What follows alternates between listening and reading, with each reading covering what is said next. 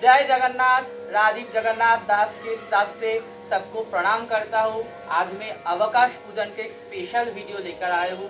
पहले का जो अवकाश पूजन था उससे भी अच्छा वाला, क्योंकि वो बहुत लाइक और कमेंट हुआ था, तो बहुत सारे लोग मुझे रिक्वेस्ट कर रहे अवकाश पूजन के लिए। मैं स्नान मंडप के सामने कर रहा हूँ, क्योंकि भगवान के सामने अगर मंत्र पाठ किया तो पूजा पूरा हो जाता है। इसलिए मैं कुछ खाली चीज़ लेके ही पूजा कर रहा हूँ। हम सोच लेंगे कि इसमें सब कुछ है। जय जगन्नाथ। तो अवकाश पूजा के लिए पहले आपको आसन और जगन्नाथ जी को प्रणाम करके कुर्मासन, ये जो आपके पास आसन है उसमें प्रणाम करके बैठना चाहिए। इस पूजा में घंटा, इस पूजा में शंख का कोई प्रयोजन नहीं है। इसमें लगेगा एक फूल पात्र, पुष्प पात्र, उसमें एक लकड़ी, ये जो दंत काष्ठ है ये बकुल गाछ का दंत काष्ठ है। अगर आपके पास बकुल ट्री नहीं है तो आप तुलसी का डाल का उपयोग कर सकते हैं। ये मेरे पास बकुल का डाल ही है। एक जीवा मार्जन है।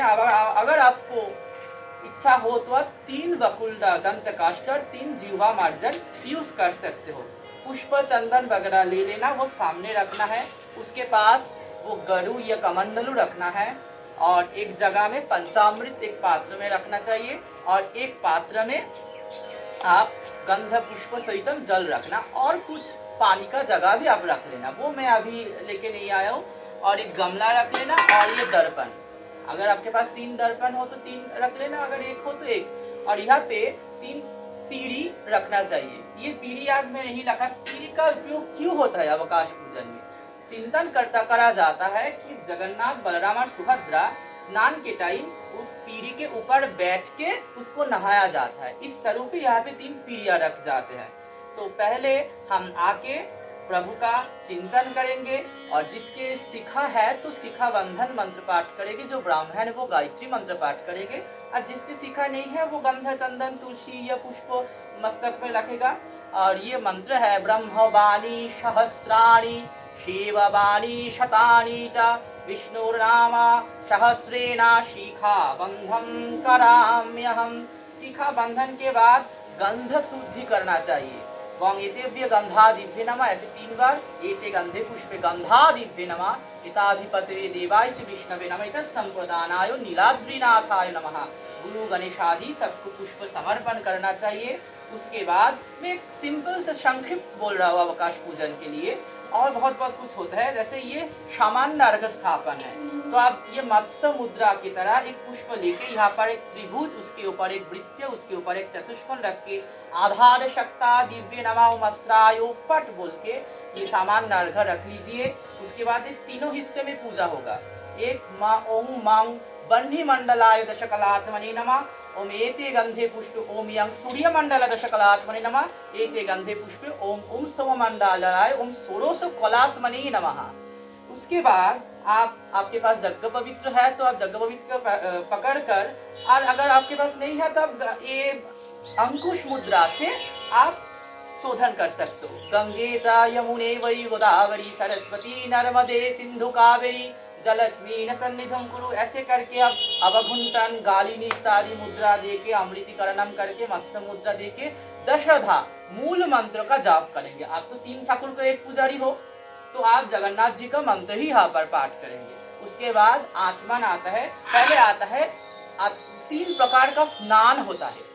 एक तो है पूर्ण स्नान, एक मंत्र स्नान, और एक कायिक स्नान। ये गरुड़ पुराण कहता है। कायिक स्नान के मतलब एक आर्द्र वस्त्र से हाथ मुख मुद्रा, ये कि थोड़ा सा स्नान भी हिसाब से होता है। तो अब हम करेंगे मंत्र स्नान। अपवित्र पवित्रो वा सर्ववस्थान गतः पीवा यस्मरे पुंडरीकाक्षं सवाज अभ्यंतर शुचि, ऐसे जल का सिंचन होगा, और वैष्णव आचमन करना पड़ेगा। तो आप आचमन कर लेना। एक तो बृहद वैष्णव आचमन है, अगर आप नहीं कर सकते हो तो आप 3 ही कर सकते हो। केवल केशवाय नमः, हाथ धो लेना, फिर नारायणाय नमः, फिर हाथ धो लेना, फिर माधवाय नमः। थोड़ा सा ही पानी पीना चाहिए जितना हमारा गला तक आते हैं। तो आप ऐसे वासुदेवाय बोल के आप फिर पानी का सिंचन कर सकते हो। और एक वैष्णव आचमन मैं बाद में आपको दे दूंगा, लेकिन तो वीडियो ज्यादा बड़ा हो जाएगा। इसके बाद दशधा मंत्र जप करना है। जो ब्राह्मण है जो गायत्री मंत्र जप करेंगे, जो ब्राह्मण नहीं है वो मूल मंत्र ही जप करेंगे। मूल मंत्र से एक ही फल मिलता है। उसके बाद सामान्य अर्घ स्थापन से भूतापशरण करना चाहिए। अब ये आपका जो नियरेस्ट बुक में आप देख सकते हो भूतापशरणम। उसके बाद आसन शुद्धि, पुष्प शुद्धि, कर शुद्धि, ये सब करने के बाद आप आत्मो प्राण प्रतिष्ठा कीजिएगा। आत्मो प्राण प्रतिष्ठा क्या है? क्योंकि जगन्नाथ का पूजा जगन्नाथ ही कर सकते हैं, कोई और नहीं कर सकते, इसलिए आत्मो प्राण प्रतिष्ठा करना चाहिए। आत्मो प्राण प्रतिष्ठा करने के बाद मातृका न्यास, मातृका करन्यास, अंगन्यास, अंत मातृका न्यास, बाह्य मातृका न्यास, संहार मातृका न्यास। उसके बाद पीठ शक्ति का न्यास करना चाहिए। उसके बाद ऋषभ न्यास, करन्यास, अंगन्यास और व्यापक न्यास। इन न्यासों में ही पूजा हो जाता है। उसके बाद ध्यान पुष्प का स्मरण करके अपने मस्तक में रख के वो चिंतन करना चाहिए। उसके बाद फिर से गुरु गणेश आदि पंच देवता, फिर से पीठ शक्ति पीठ देवता का पूजा करना चाहिए। उसके बाद फिर से ध्यान करके भगवान का आवाहन करना चाहिए। आवाहन कैसे करेंगे? जगन्नाथाय चतुर्धाम मूर्तये, या एक एक करके आप आवाहन कर सकते हो, एक एक ध्यान करके करके। हा गच्छी हो तिष्ठी हो सन्नी देही सन्मुखी भव। हर काम में आपको हाथ धो लेना चाहिए, ठीक है। उसके बाद जगन्नाथ को मुंह धोना चाहिए। वो मूल मंत्र से होगा। बलराम को बलराम का मंत्र से, जगन्नाथ का जगन्नाथ का मंत्र से, और सुभद्रा का सुभद्रा के मंत्र से। वांग अतस्मै मुख प्रक्षालनाय नमः, वांग अतस्मै मुख प्रक्षालनाय नमः, एते गंधे पुष्पे वा मुख प्रक्षालनाय नमः, एताधिपतये देवाय से विष्णवे नमः, एते संप्रदानाय चतुर्धामूर्तये नमः। मुख प्रक्षालन करना होगा। मुख प्रक्षालन के लिए पुष्प और तुलसी से ऐसे प्रभु का मुंह धो रहे हैं, ऐसे चिंतन करना पड़ता है।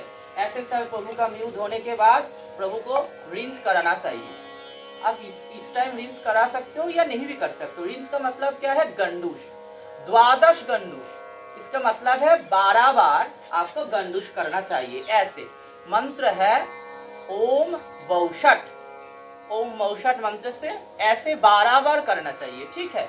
आप ऐसे भी कर सकते हो। उसके बाद दंत मार्जन है।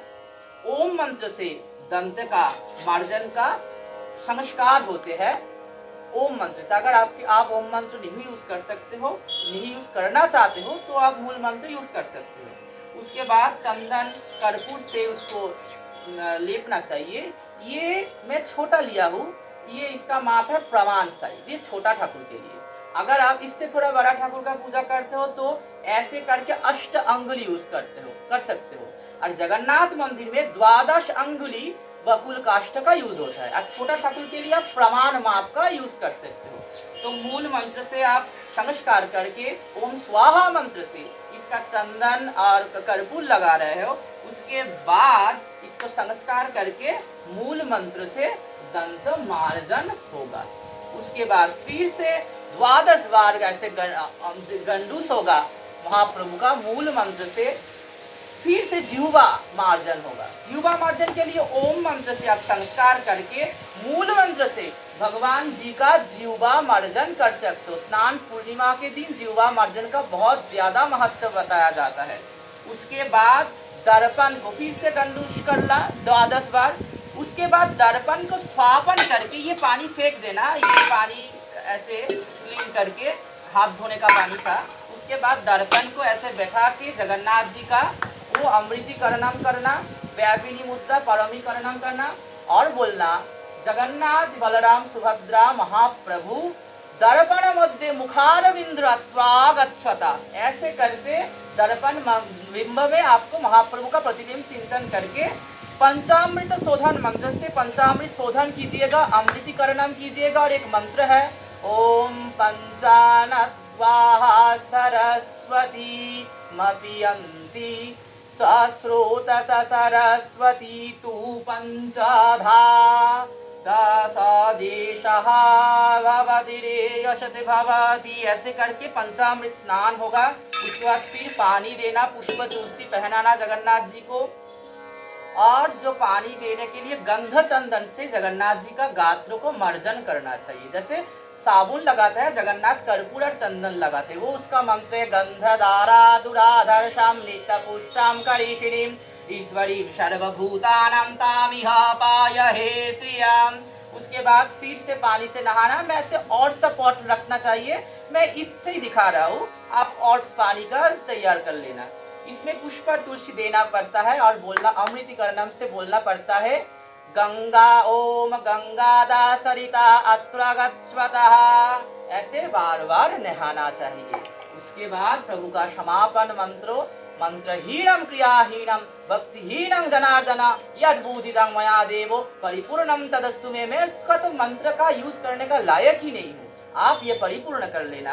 तो उसके बाद एक वस्त्र से प्रभु को ऐसे मुछाया जाता है और अवकाश पूजा शीघ्रमस्तु कहकर पूजा समापन करके आप प्रणाम कर लेना और अवकाश पूजा खत्म हो गई। जय जगन्नाथ, जय महाप्रभु। आपको अवकाश पूजा भी देखो और बाकी सारे में शेयर कर दो, क्योंकि मैं और भी सारे, आपका अच्छा लगा तो और भी सारे वीडियो के लिए आऊँगा और थोड़ा थोड़ा जो मंत्र अब मैं बताया वो मैं कमेंट बॉक्स में लिख दूंगा। तो सब बोलना चाहिए, किन किन लोग देख रहे हैं और किन किन को जगन्नाथ की सेवा हो रहा है, सब लोग मिल के बोलो कमेंट बॉक्स में जय श्री जगन्नाथ।